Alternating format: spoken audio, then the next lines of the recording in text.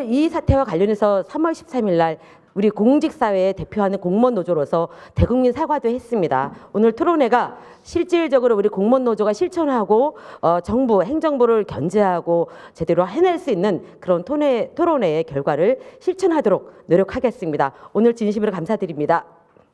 오늘 토론회 주관자인 저희 안정석 국가공무노동조합 위원장님 간략하게 인사 말씀 좀 부탁드리겠습니다. 시간 관계상 저 여기서 하겠습니다. 일단 다른 건 필요 없고요. 여기서 나온 내용 반드시 지켜나가겠습니다. 감사합니다. 제가 옛날부터 자주 했던 얘기가 2차 대전 당시에 유태인 학살 히틀러가 혼자 한 거 아니지 않습니까? 영혼 없는 공무원들의 도움이 있었기에 가능했던 일입니다. 그 이후로 독일에서는 이제 공직자들도 영혼을 가져야 된다는 여러 반성이 있었던 것으로 알고 있고, 지금은 대부분의 선진국들이 그런 철학하에 공무원 제도를 운영하고 있는 것으로 알고 있습니다. 우리 사회에도 지금 보면 공무원분들이 어떻게 보면 좀 영혼 없는 인형 같다라는 표현으로 많이 국민들 사이에 회자되고 있는데, 그런 일들이 좀 개선이 된다면 최순실 국정농단 같은 일도 재발되지 않을 것 같다라는 생각이 듭니다. 오늘 좋은 말씀 많이 해주시고 그런 말씀들이 또 법 제도화 될 수 있도록 노력을 저는 하도록 하겠습니다. 애 많이 써주시기 바랍니다. 감사합니다. 한 말씀 좀 부탁드릴까요? 예. 농담부터. 예, 농담. 지금까지 이런 식으로 했기 때문에 이 국정농단도 생긴 것 같고요. 그러니까 우리 윗사람이 까라면 까는 거잖아요. 그러니까 그냥 시키는 대로 잘못 시킨 건데 안 지켜도 되는 건데 우리 그냥 까버렸습니다. 그래서 여기까지 온 건데, 하여튼 우리가 이렇게 고해성사하는 자리를 마련한 것은 이런 일 되풀이되지 말기 위해서 제도적인 장치가 필요하다면 해야 되는 거고, 우리의 또 마음가짐을 다시 먹어야 되는 게 필요하다면 해야 되는 거고요. 어떤 형식으로든 간에 제도건 아니면 우리의 마음의 자세를 우리가 이렇게 뭔가 형식을 만들어서 이렇게 하는 게 필요하다면 해야 될 거다, 이렇게 봅니다. 그래서 오늘 그런 자리가 돼서 대한민국에 이런 일이 이제 천년만년 동안 안 생기도록, 이런 국정농단 안 생기도록 하는 이런 계기가 되는 자리가 됐으면 좋겠습니다. 고맙습니다. 감사합니다. 예, 감사합니다. 힘을 보태고자 합니다. 입만 열면 정부의 고위 공직자들은, 청와대는 법과 원칙을 이야기했습니다. 검찰은 입만 열면 법과 원칙을 이야기했습니다. 법과 원칙 누가 어겼습니까? 국민이 어겼습니까? 우리 공무원들이 어겼습니까? 그렇기 때문에 우리 촛불 의지는, 촛불 정신은 법과 원칙 제대로 하자는 거 아닙니까? 그리고 잘못된 법, 잘못된 원칙 고치자는 거 아니겠습니까? 촛불 승리는 제도 개선, 입법, 그리고 조직 문화의 변화로 연결되어야 된다고 생각합니다. 오늘 세미나를 통해서 내려주시는 소중한 결론들을 국회에서 반영하고 또 정치권에서 반영하고 또 필요한 입법 조치를 할 수 있도록 최선의 노력을 기울이겠습니다. 감사합니다. 올해는 너무나 위기가 기회라는 말을 실감하게 됩니다. 많은 분들이 끊임없이 문제 제기를 했고 대안들을 제안했지만 일정한 상황들 때문에 계속 뒤처져 있었던 이 문제가 올해는 반드시 좀 바로잡히는 그런 기회가 됐으면 좋겠고, 저 또한 거기에 힘 보태겠다는 말씀 드립니다. 화이팅! 비리와 부정과 잘못된 지시에 대해서 어떻게 대응하고, 또 부정적인 요소들이나 비리들을 실제적으로 현장에서 가장 많이 알고 있는 분들이에요. 공무원들이. 여러분들이 제보하고 여러분들이 문제점들을 발굴해서 얘기한다고 하면 그 문제가 훨씬 더 먼저 발견될 수 있다고 저는 생각합니다. 그럼 먼저 우리 발제를 맡으신 국가공무원노동조합 공공성 강화 특별위원회 위원장이신 이수 위원장님의 발제를 먼저 듣겠습니다. 네, 반갑습니다. 이번 토론회에 발제를 맡은 국가공무원노동조합의 이수입니다. 최근 안종범 수석이나 조윤선 장관, 김종 차관 등과 같이 부당한 지시를 거부하지 않고 충실히 따랐던 공직자들의 모습에서 악의 평범성이란 말이 새삼 주목을 받고 있습니다. 악의 평범성은 한나 아렌트가 예루살렘의 아이만에서 처음 고려했던 말인데요. 나치 시절 유럽 전역에서 유대인들을 체포해서 수용소로 보내는 이동 책임을 맡았던 아이히만은 재판 과정에서 나는 단지 지시에 따랐을 뿐이다. 내가 아니라 누구라도 그 자리에 있었으면 그렇게 했을 것이다. 이렇게 증언을 하는데요. 특검에 줄줄이 잡혀갔던 사람들도 조사 과정에서 이와 비슷한 변명을 했던 것으로 알려지고 있습니다. 고위공직자들이 자기가 지금 무슨 일을 하고 있는지 또는 그 일이 어떤 결과를 초래하는지 아무 생각 없이 그저 지시에만 충실했던 점 때문에 악의 평범성이란 말이 자주 거론되고 있는데요. 출세욕이나 권위에 대한 복종은 어쩌면 인간 사회의 한 단면이 아닌가 하는 생각도 듭니다. 민주주의를 채택하고 있는 세계 어느 나라에서도 국민들이 항상 최고의 지도자만을 선택하는 것은 아닙니다. 그것은 어쩌면 민주주의의 영원한 숙제이자 한계일 수도 있습니다. 그러나 우리가 간혹 지도자를 잘못 선택했을 때도 박근혜 정권처럼 국가 시스템을 그렇게 쉽게 무력화시키지 못하도록 한 단계 더 성숙된 민주국가를 만들기 위해서는 이번 기회에 우리 사회에 곳곳에 쌓여있는 적폐들을 해소함으로써 대통령 탄핵의 끝이 아닌 우리 사회가 좀 더 투명하고 정의로운 사회로 가는 출발점이 돼야 된다고 생각을 합니다.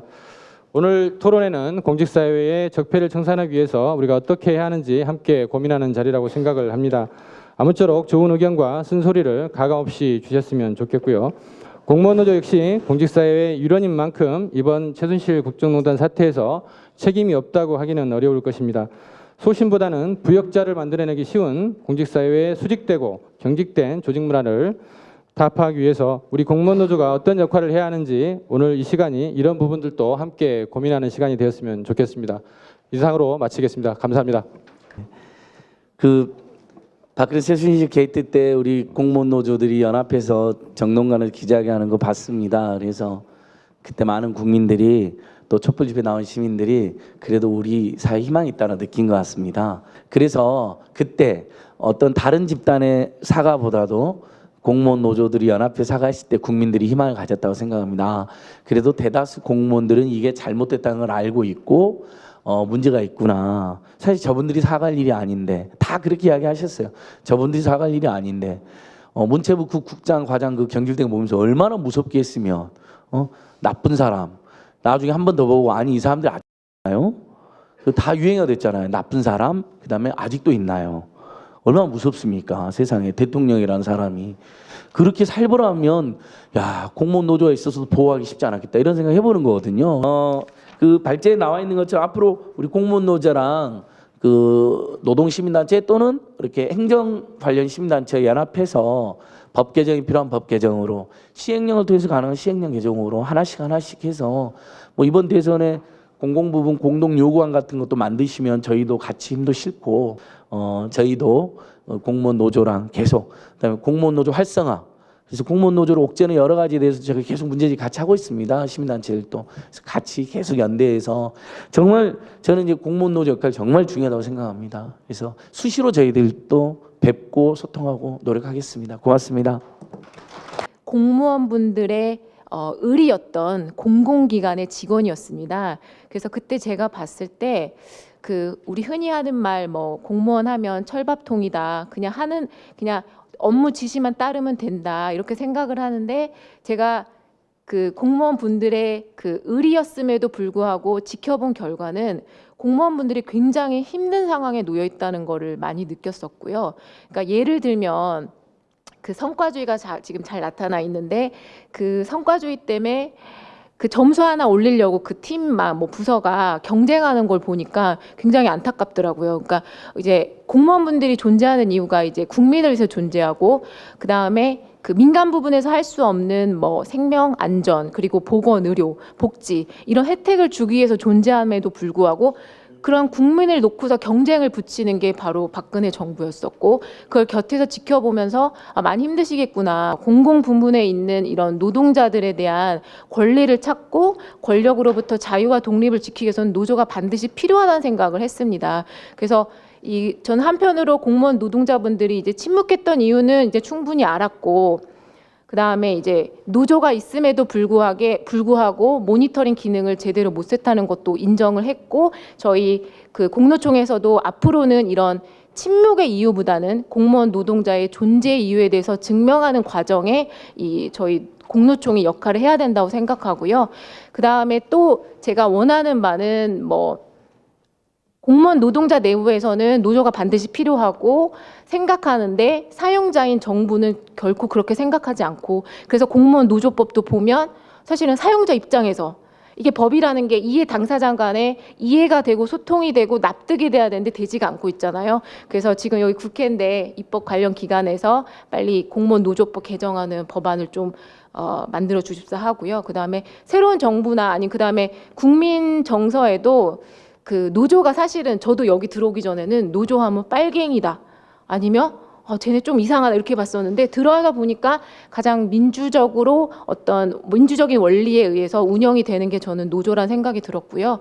그래서 앞으로 공직사회 노조가 좀 존중받았으면 합니다. 그래서 저보다 많이 연구하신 지금 토론자분들도 계시고 그래서 저는 제 경험을 그냥 말씀을 드렸고요. 제 경험으로 놓고 봤을 때 비단 최순실이나 박근혜 같은 나쁜 대통령 때문에 우리 공무원분들이 제대로 그 가치를 인정받지 못하고 노동자의 존엄성이나 노조의 중요성, 독립성에 대해서 인정받지 못하고 있는데 앞으로는 저처럼 이렇게 경험을 가지신 분들이 공유를 하면서 노조를 존중하고 좀 신뢰받는 어떤 사회적 분위기도 만들어야 된다고 생각합니다. 이상입니다.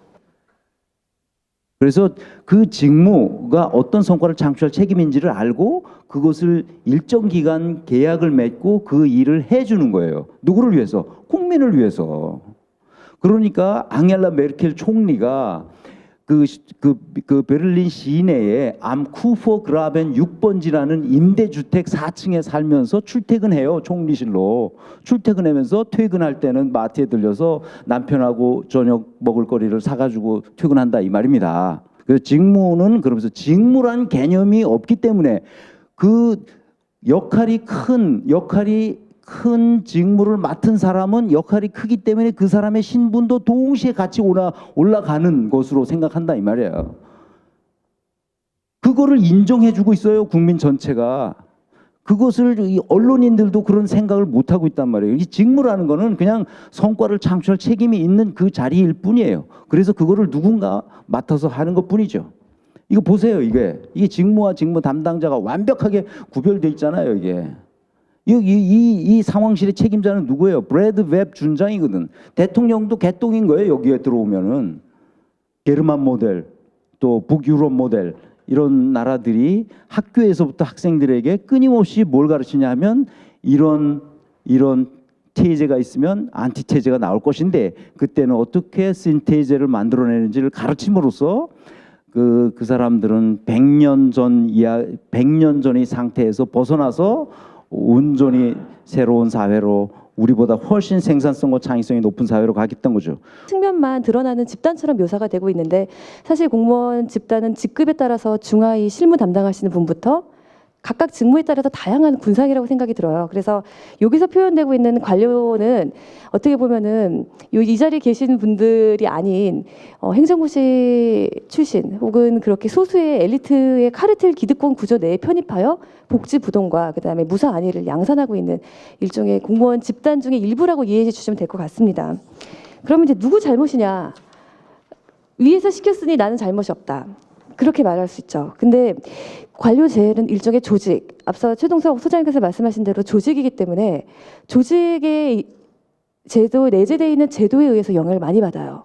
이 지금 공무원분들 개개인 행동은 개개인의 직업 동기, 윤리의식, 직업 소명과 조직 내에서의 기대하고 있는 여러 역할들 간의 충돌이 계속해서 발생하고 있는 과정이기 때문에 누구의 잘못이라고 그러면 결국에는 조직 제도가 조직 구성원의 행동을 좌우했고 그의 자신의 이익을 최대화하기 위해서 편승하고 적응하는 일종의 상호작용을 인해서 그 공직 적폐가 양상되고 그다음에 강화됐다라고 진단했습니다. 네, 제가 나름대로 이걸 정리해 보니까 이 발제문에서 지적하고 있는 공직사회 적폐는 한 6가지로 요약될 것 같아요. 첫 번째가 이제 제 자료집 보시면 55페이지 중간 3번인데 1번의 불공정한 인사, 그다음에 두 번째는 비선 개입을 통한 정책의 예측 확보성 실패, 세 번째는 부당한 상관 지시를 거부하지 못하는 이런 일종의 상황, 네 번째는 공직사회에 굉장히 경쟁, 그다음에 통제로서 작용하고 있는 성과주의 제도의 문제,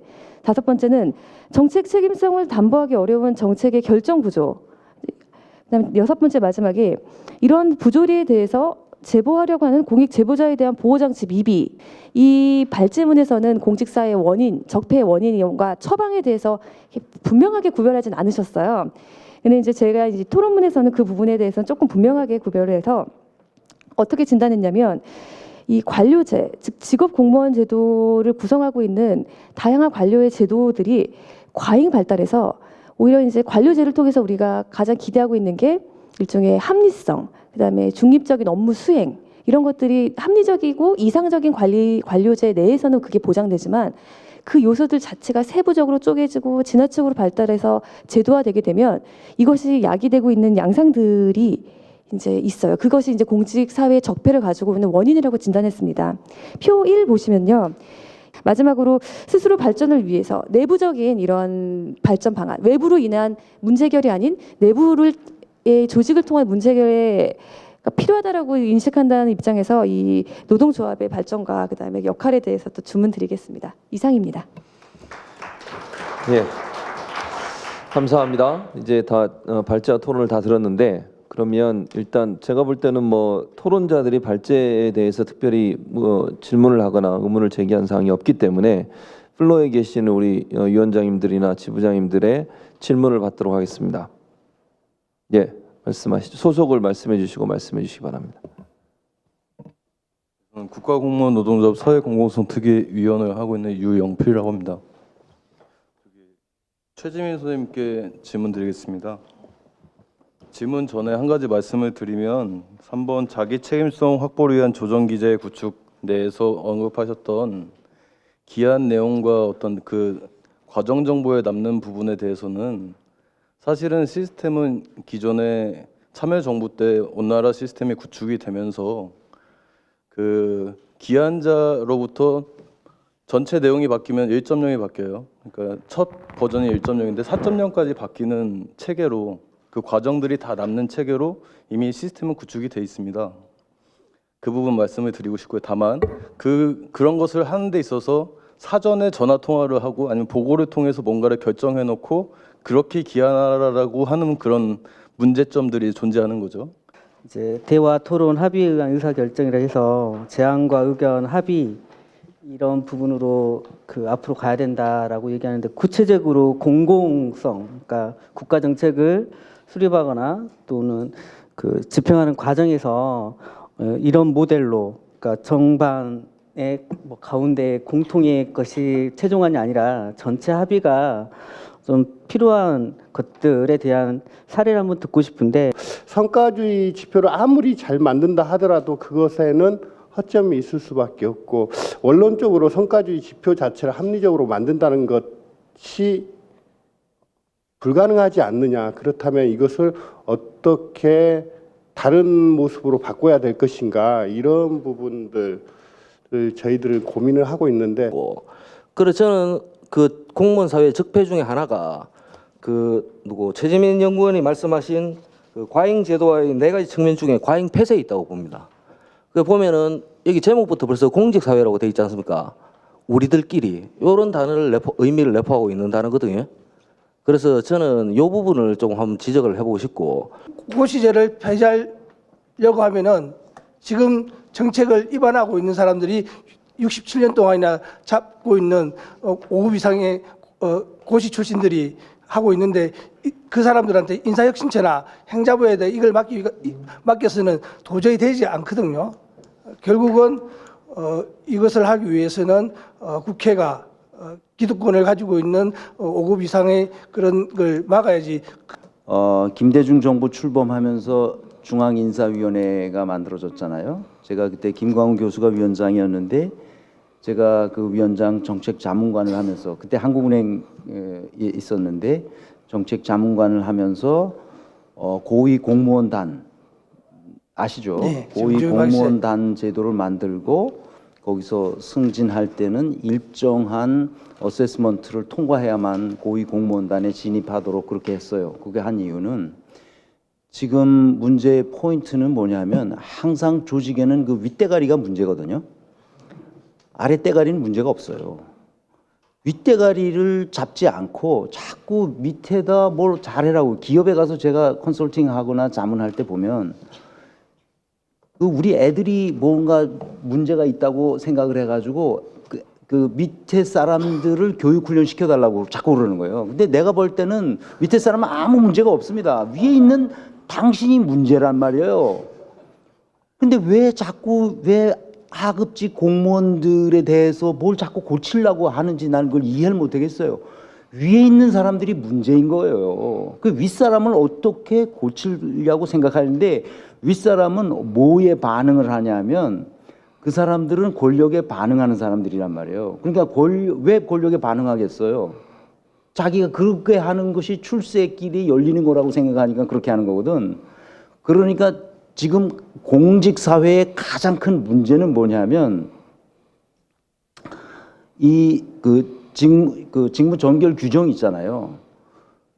아까 저기 우리 최 선생도 그런 말씀을 하셨는데 직무 기술서 방식이 아닌 업무 분장 규정에 의해서 그 조직의 업무를 통째로 줘.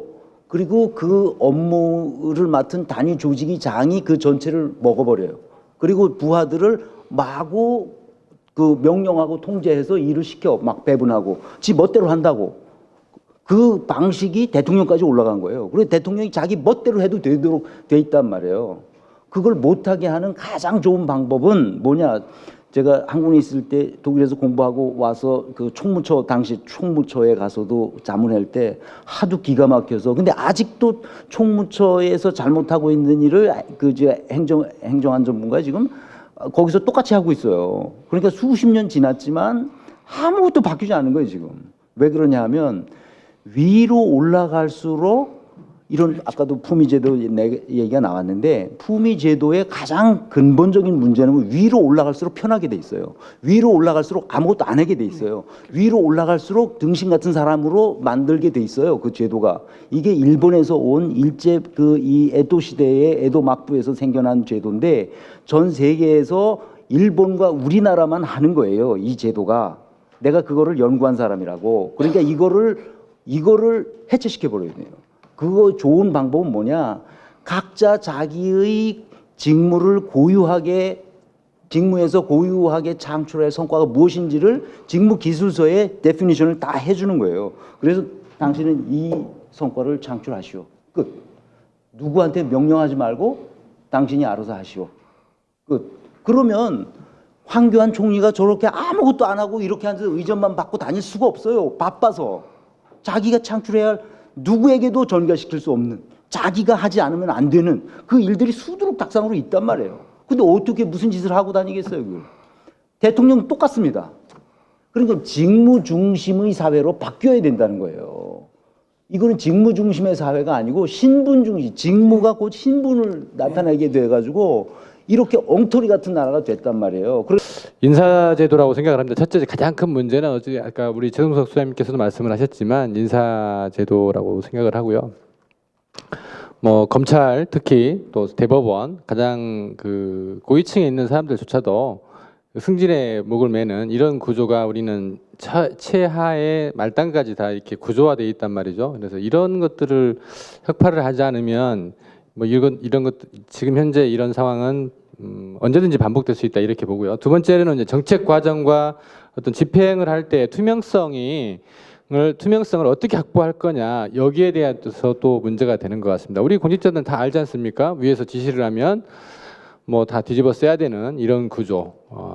그러니까 누가 나중에 가면은 제일 밑에 가면 누가 이걸 만들었는지도 몰라요, 사실은. 그래서 문제를 밑에서부터 차고 올라가기 시작하면 책임을 져야 될 사람이 분명히 나와야 되는데 없습니다, 나중에. 이게 뭐 인사 이동도 좀 잦기도 하고요. 이런 문제. 그래서 정책 결정의 어떤 집행의 정책을 결정하고 집행하는 데 있어서 투명성 확보. 이거를 또 어떻게 하냐에 따라서 우리가 또다시 이런 일들이 만들어지는 일은 예방하지 않을 수 있을까 이런 생각을 하고요. 세 번째로 마지막으로는 이런 공직사회 자체가 굉장히 공직사회라면 또 조금 저희들만 어떤 폐쇄적이라고 하나요? 예, 그런 게 있습니다, 실제로. 그래서 이 인간은 모르겠습니다. 저 개인적으로는 어떤 공동체에서 벗어나는 것을 생존의 위협으로 느끼는 것 같습니다. 우리가 오랜 인류가 처음 발생을 해서 지금까지 살아오는 동안 혼자서는 못 살아가는 거거든요. 어떤 그 둘레에서 벗어나게 되면 그 사람은 문제가 되고 외톨이가 되고 이것은 죽음과 연결되는 이런 문제라고 봐요. 그래서 생존과 관련된 문제이기 때문에 조직의 테두리에서 못 벗어나는 거죠. 그래서 아까 공익제보가 있기는 하지만 그게 활성화되지 못하는 이유도 어떤 우리나라만의 어떤 인과관계, 정의 문화 이런 것들도 있기는 하지만 저는 근본적으로는 어떤 공포의 생존과 관련된 문제라고 보고 있습니다. 그래서 이런 세 가지 정도의 문제를 과연 그래도 제도적으로 어떻게 하면 조금씩 보완해서 좀 더 좀 선진화된 민주화된 이런 조직으로 만들 수 있을까 이런 쪽에 좀 고민을 하고 앞으로 그런 것들 우리가 좀 제안을 해야 되지 않을까 이렇게 해서 오늘 토론회를 마련했다고 생각을 합니다. 법적 제도적으로 그런 노조 활동이 보장돼야 됩니다. 그렇지 않으면 어떻게 하겠어요? 아까 지금 전영하 장관도 얘기했지만 목 내놓고 하는 것이고요. 어떤 피해를 당할지도 모르는 구제하고 노조 활동이 제대로 보장되지 못하는 법의 테두리가 안 돼 있는 상황에서는 나서서 할 수가 없는 거예요. 그래서 조직화되는 힘이 필요하고 그래서 노조법이 바뀌어야 되는 것이고요. 또 교섭도 안 되고 있는 거 아니겠습니까? 지금 타임오프제도 안 돼가지고 십시일반 돈 걷어서 돈 주고 이런 상황 아니에요. 그러면 이 불안에서 어떻게 노조 활동을 할 수 있냐고요. 그래서 큰 틀에서 사실은 공직사회가 침묵하지 않을 수 있는 힘도 결국은 노조가 제대로 활동할 수 있는 법적 제도 장치가 마련이 돼야 돼요. 늦은 시간까지 함께해 주신 우리 발제하신 이수 위원장님 포함해서 여러 토론자님들 그리고 지부장님들, 위원장님들 참석해 주셔서 감사합니다. 수고하셨습니다.